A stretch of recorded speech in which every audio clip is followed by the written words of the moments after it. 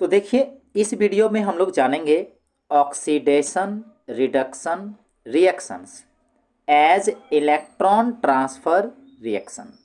मतलब ये जो रिएक्शन है, यानी जिसमें हम लोग रेडॉक्स रिएक्शन जानेंगे, यानी कि जिस रिएक्शन में ऑक्सीडेशन और रिडक्शन दोनों होगा, मगर इलेक्ट्रॉन ट्रांसफ़र के आधार पर हम लोग समझेंगे। मतलब ऐसा रिएक्शन जहाँ पर ऑक्सीडेशन भी है और रिडक्शन भी है, मगर इलेक्ट्रॉन के ट्रांसफ़र के बेसिस पर। तो आइए समझते हैं। Oxidation takes place at the cost of reduction and vice versa. Oxidation जब होता है उस समय रिडक्शन भी होता है, और जिस समय रिडक्शन होता है उस समय ऑक्सीडेशन भी होता है। इन अदर वर्ड्स, अगर दूसरे शब्दों में कहें तो oxidation and reduction reactions go hand in hand, माने साथ साथ होता है। मतलब ऑक्सीडेशन और रिडक्शन जब भी होता है दोनों साथ साथ होता है। आइए एग्जाम्पल के साथ समझते हैं। सोडियम जब रिएक्शन किया क्लोरीन के साथ तो बनाया सोडियम क्लोराइड। तो यहाँ देख सकते हैं कि सोडियम के साथ क्लोरीन जुड़ रहा है, और क्लोरीन इलेक्ट्रोनेगेटिव एलिमेंट होता है, इसलिए यहाँ पर ये हो गया ऑक्सीडेशन। और जब ऑक्सीडेशन होता है तो रिडक्शन भी होता है। ये हम लोग ऑक्सीडेशन नंबर की सहायता से हम लोग जांचे भी थे। तो आइए दूसरा एग्जाम्पल में भी आते हैं। सोडियम जब ऑक्सीजन से रिएक्शन किया तो बनाया सोडियम ऑक्साइड।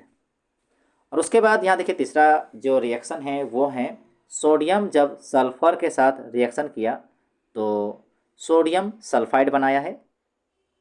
तो अभी जो तीनों जो एग्जाम्पल हैं वो रेडॉक्स रिएक्शन का है। तो और दिस रेडॉक्स रिएक्शन में भी रिटर्न एज, इसको लोग इस प्रकार लिख सकते हैं। यहाँ देखिए, ये सोडियम और ये क्लोरीन बनाया था सोडियम क्लोराइड।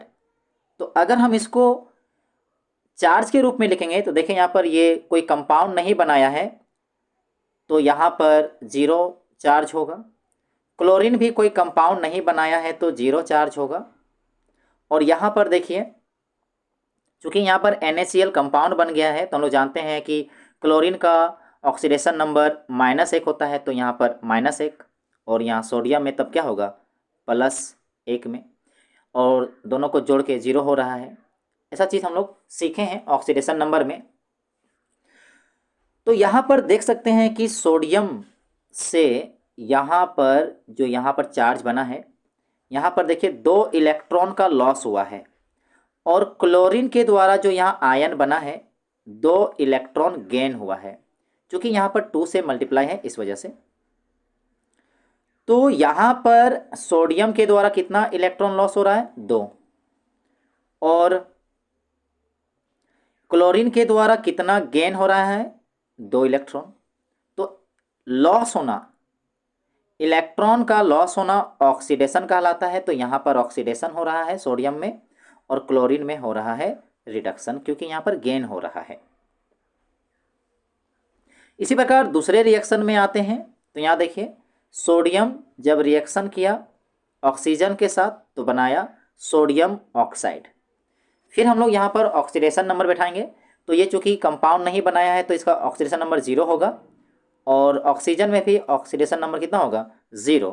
पर यहाँ कंपाउंड बन चुका है, और हम लोग जानते हैं कि ऑक्सीजन का ऑक्सीडेशन नंबर कंपाउंड में कितना होता है, यहाँ पर -2। तो इसका अपोजिट जब यहाँ पर होगा तो यहाँ पर होगा, चूँकि यहाँ पर सोडियम नीचे 2 है तो यहाँ पर +1 होगा, तो 1 को नहीं लिखे हैं।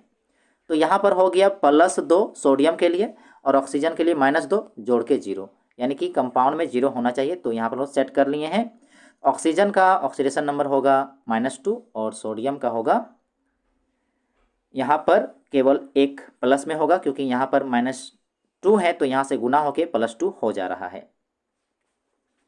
तो यहाँ देख रहे हैं कि सोडियम से यहाँ जो सोडियम आयन बना है यहाँ पर 2 इलेक्ट्रॉन का लॉस हो रहा है, और ऑक्सीजन में देखिए तो ऑक्सीजन में यहाँ पर देखिए 2 इलेक्ट्रॉन गेन हो रहा है। तो चूंकि हम लोग जानते हैं कि ऑक्सीजन का लॉस होना ऑक्सीडेशन कहलाता है, और इलेक्ट्रॉन का गेन करना रिडक्शन कहलाता है। तो यहाँ पर इसमें भी ऑक्सीडेशन और रिडक्शन हो रहा है, मतलब ये रेडॉक्स रिएक्शन का है, जिसको हम लोगों ने अभी चार्ज के रूप में इसको रिप्रेजेंट किए हैं, या कह सकते हैं कि इलेक्ट्रॉन के ट्रांसफर के रूप में, गेन के रूप में लिखे हैं।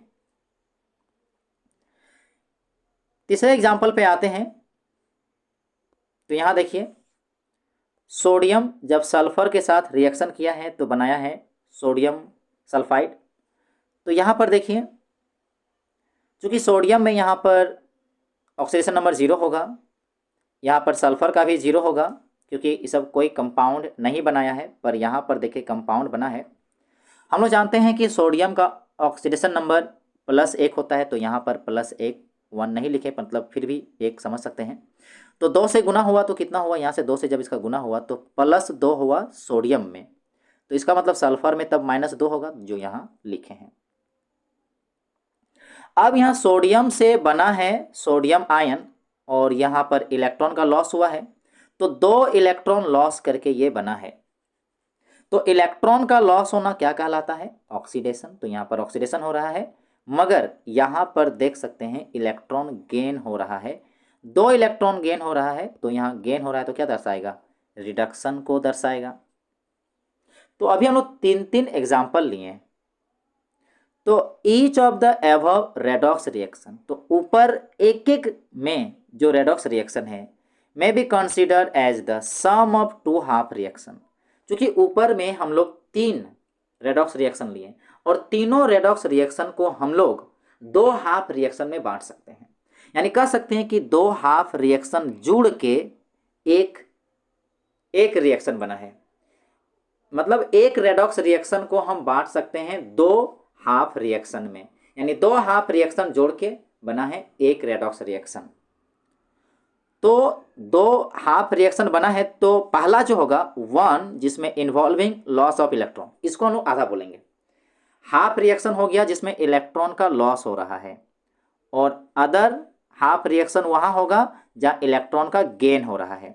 तो आधा हाफ रिएक्शन जहां इलेक्ट्रॉन लॉस हो रहा है उसको ऑक्सीडेशन, और हाफ रिएक्शन जहां पर इलेक्ट्रॉन गेन हो रहा है उसको रिडक्शन।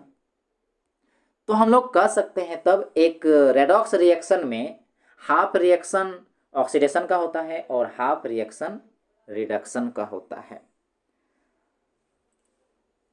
अब आगे समझते हैं फॉर्मेशन ऑफ सोडियम क्लोराइड का किस तरह से फॉर्मेशन हो रहा है।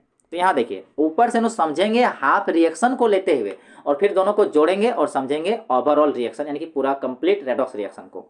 तो यहाँ पर देखिए, ये सोडियम है, सोडियम ने 2 इलेक्ट्रॉन को लॉस किया और सोडियम आयन बनाया, यानी कि ये ऑक्सीडेशन हाफ रिएक्शन है। उसके बाद क्लोरीन ने दोनों इलेक्ट्रॉन को लिया, क्लोरीन ने दोनों इलेक्ट्रॉन को गेन किया, तो क्लोरीन का आयन बन गया, क्लोराइड आयन बन चुका है, यानी कि ये रिडक्शन हाफ रिएक्शन है। तो ये एक हाफ रिएक्शन और ये दूसरा हाफ रिएक्शन। अब दोनों को हम लोग सम कर रहे हैं, जोड़ रहे हैं। तो यहाँ से देखिए 2Na, तो यहाँ लिख दिए 2Na प्लस यहाँ से Cl2, यहाँ से Cl2 क्लोरीन का। चूंकि इलेक्ट्रॉन यहाँ पर लॉस हुआ है और यहाँ गेन हुआ है, मतलब एक्स्ट्रा इलेक्ट्रॉन यहाँ पर कुछ नहीं, मतलब क्रिएट नहीं हुआ है, ना तो लॉस हुआ है, वही इलेक्ट्रॉन सिर्फ एक जगह से दूसरी जगह गया। इसलिए हम लोग यहाँ पर इलेक्ट्रॉन को यहाँ नहीं लिखेंगे ओवरऑल, क्योंकि एक जगह से आया है तो दूसरी जगह से गेन किया गया है, मतलब एक जगह से निकला है दूसरी जगह पर गेन हुआ है। अगर यहाँ लॉस्ट होता या कुछ एक्स्ट्रा आता तो हम लोग यहाँ पर एक्सप्लेन कर सकते थे, मगर वही इलेक्ट्रॉन एक जगह से गया है और एक जगह पर ऐड हुआ है, एक जगह से लॉस हुआ है, एक जगह से गेन हुआ है, इसलिए हम लोग यहाँ पर इलेक्ट्रॉन को नहीं दर्शाएंगे। तो क्या दर्शाएंगे सिर्फ, तो यहाँ 2Na, तो यहाँ पर 2Na, और उसके बाद Cl2, यहाँ पर Cl2। अब यहाँ पर दोनों को जोड़ते हैं, यहाँ पर देखिए 2Na और यहाँ 2Cl, मतलब दोनों को एक साथ ले लेते हैं, जोड़ते हैं तो एक कंपाउंड बन गया 2NaCl का। तो ये है ओवरऑल रेडॉक्स रिएक्शन। जब हमने दोनों हाफ रिएक्शन को जोड़ दिए तो हमें ये प्राप्त हुआ। तो कह सकते हैं यहाँ पर कि एक रेडॉक्स रिएक्शन जब होता है तो वहाँ ऑक्सीडेशन और रिडक्शन होता है। तो ऑक्सीडेशन को हम लोग कहेंगे हाफ रिएक्शन और रिडक्शन को कहेंगे अदर हाफ रिएक्शन। तो 2 हाफ रिएक्शन मिलके ओवरऑल रेडॉक्स रिएक्शन बनाता है।